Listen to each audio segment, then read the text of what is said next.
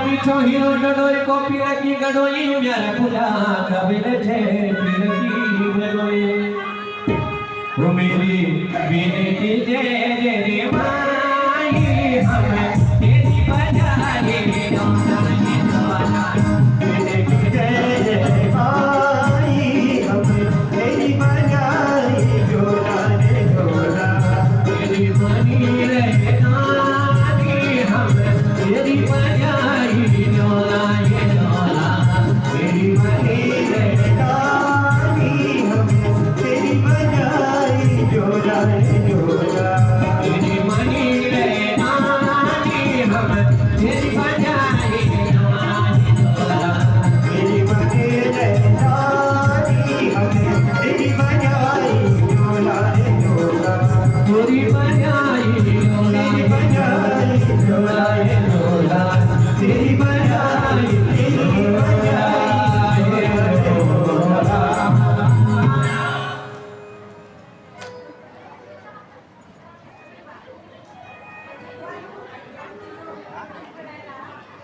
बातें नहीं करेंगे, बीच में रास्ता छोड़ के रखें। भगवान मथुरा नगरी में प्रवेश कर रहे हैं और मथुरा के नर नारी मन ही मन में क्या कर रहे हैं? सुमन अर्पित कर रहे हैं। सुमन का मतलब होता है अच्छा मन भगवान के श्री चरणों में अर्पित कर रहे हैं। फिर स्वागत करने के लिए तो कंस ने मना किया हुआ है, लेकिन मन से तो कर सकते हैं। सुमन का मतलब पुष्प भी होता है, लेकिन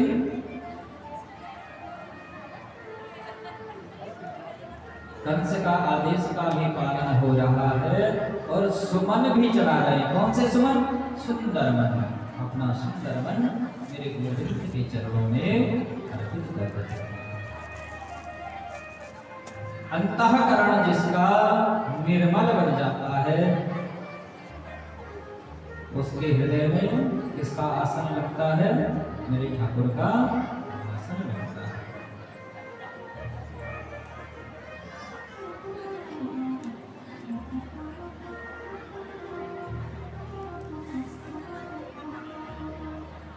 सभी मथुरावासी अपने अपने खिड़कियों से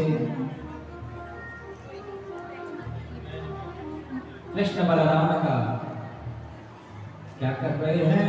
वो दिव्य दर्शन कर रहे हैं। सबसे पहले मेरे प्रभु दर्जी के घर में पधारे, क्योंकि वो भगवान का भक्त था। कंस के यहाँ नौकरी करता था।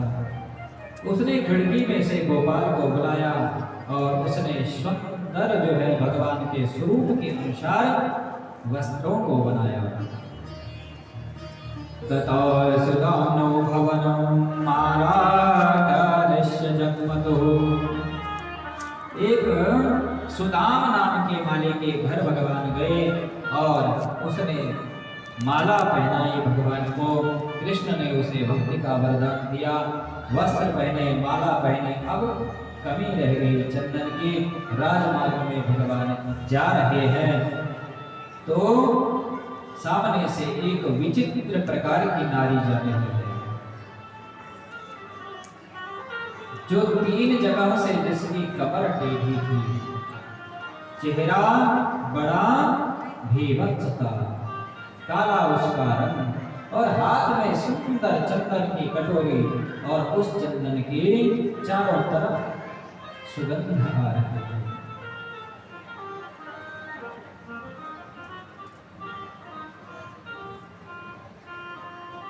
वो जो स्त्री है उसने अपना पूरा चेहरा ढका हुआ है, उसका रूप अच्छा नहीं है, इस करके वो इसलिए वो ढक के रखती है। लेकिन मेरे ठाकुर क्या करते हैं? चेहरा नहीं देखते। भगवान क्या देखते हैं? मन देखते, भाव देखते हैं।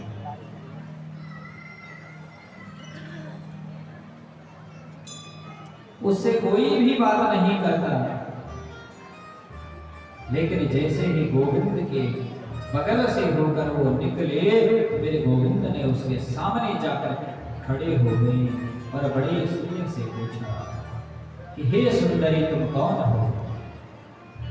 कृष्ण ने पूछा कि हे सुंदरी तुम कौन हो, क्या तुम्हारा परिचय है, किधर जा रही हो, जरा हमें अपना परिचय बता दीजिए।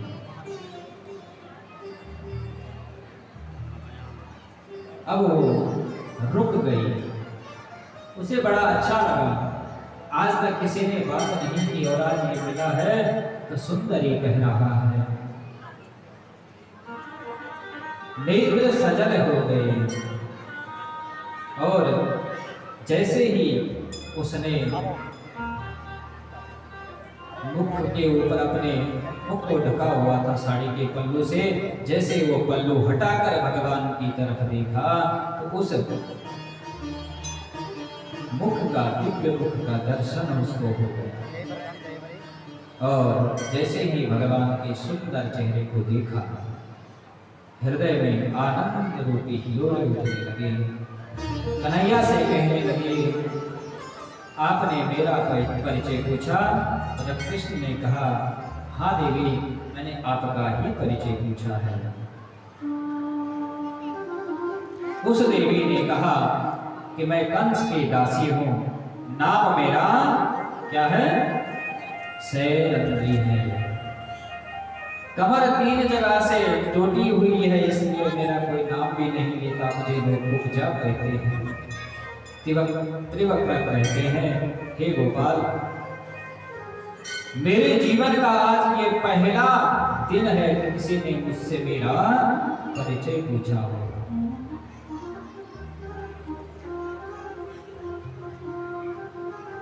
इस दुनिया के लोगों ने कभी परिचय नहीं पूछा, आज पहले व्यक्ति आप हो। और ये जो चंदन तुम कह रहे हो, ये मैं कंस के लिए ले जा रही हूँ। तो भगवान ने कहा, क्या ये थोड़ा हमें भी लगेगा? तो उस देवी ने कहा कि थोड़ा क्यों, मैं आपको पूरा ही चंदन लगा देती हूँ, क्योंकि आज किसी ने मुझे सम्मान दिया है और अगर इसके बदले कंस मुझे मृत्यु दंड भी दे देगा तो मुझे कोई परेशानी नहीं, मुझे वो स्वीकार है। और उस देवी ने भगवान को क्या किया, चंदन लगाया।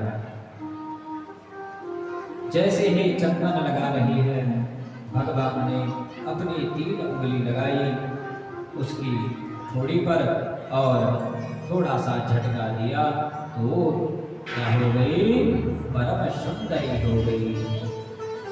बोले गोविंद भगवान की जय। गोविंद जिस पर कृपा करते हैं उसके लिए कुछ भी असंभव नहीं है। अब भगवान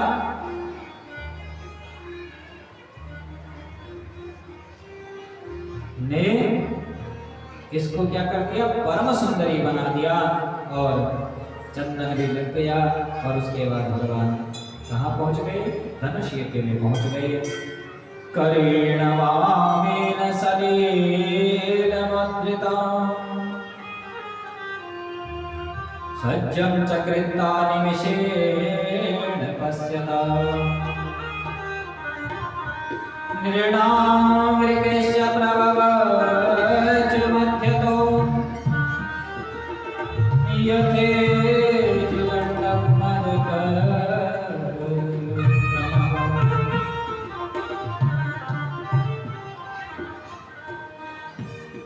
धनुष यज्ञ में भगवान पधारे। बाएं हाथ से प्रभु ने धनुष को उठाया और पलक झपकते ही 3 टुकड़े कर दिए। कुवलिया पीड़ नाम के हाथी को मार दिया। कंस के पास समाचार पहुंचा, आपने महाराज ये क्या कर दिया, आपने तो मृत्यु के देवता को ही यहाँ बुला लिया।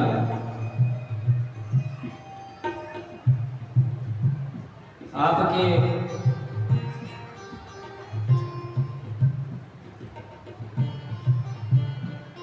जो दर्जी है उन्हीं से कपड़े सिलवा दिए, आपके माले से फूल माला पहना, चंदन भी लगा दिया और कुब्जा को परम सुंदरी बना दिया। और महाराज सबसे दुख की खबर क्या है कि जो धनुष है धनुष भी तोड़ दिया। वही धनुष जो भगवान शिव ने कंस को दिया था और कहा था कि जो तोड़ेगा वो तुझे नहीं छोड़ेगा। भयभीत हो गया कंस। अब तो दिन में तारे दिखने लग गए। भगवान उस विशाल रंगभूमि की ओर चले। कंस को सैनिक कहते हैं चिंता न करो महाराज, रंगभूमि में अनेक पहलवान हैं, मुष्टिका चाणूर इत्यादि बड़े बड़े पहलवान हैं, वो निश्चित ही उस बालक को मार डालेंगे। जैसे ही भगवान रंगभूमि में गए, प्रत्येक को पहलवानों को भगवान पहलवान दिखाई दिए। और ये वाले दरवाजे बंद कर दीजिए, नहीं तो सारी मिट्टी अंदर आ जाएगी।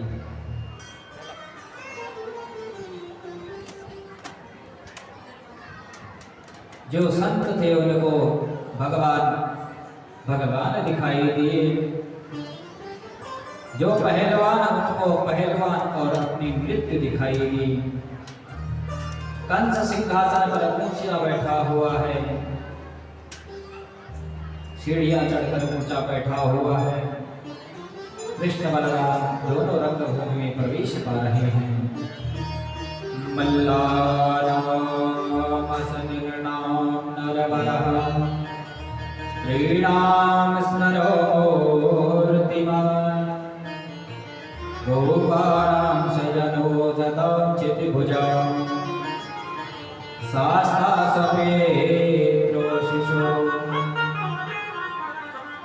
लाखों नर नारी बैठे हुए हैं, सबको अलग अलग रूपों में प्रभु दिखाई दे रहे हैं।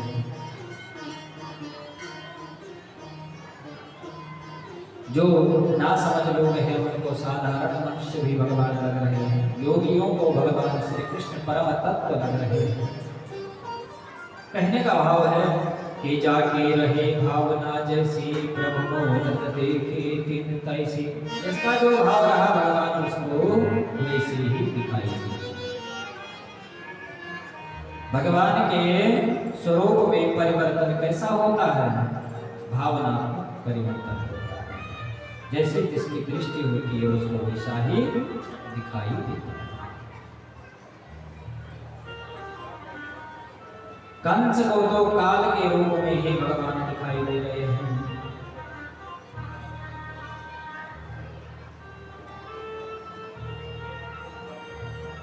चाणूर ने कहा न बालो न किशोरस्तु बलश्च बलिना वनः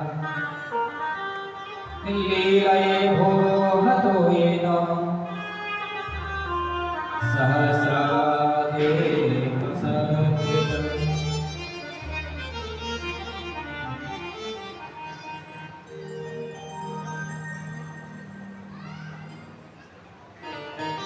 आओ युद्ध करो।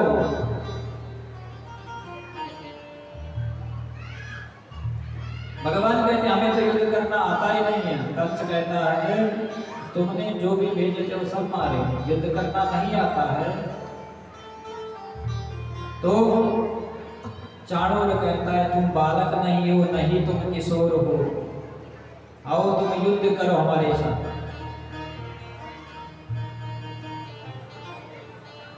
और इतना कहकर जबरदस्ती चाणूर ने भगवान को पकड़ लिया, मुष्टिका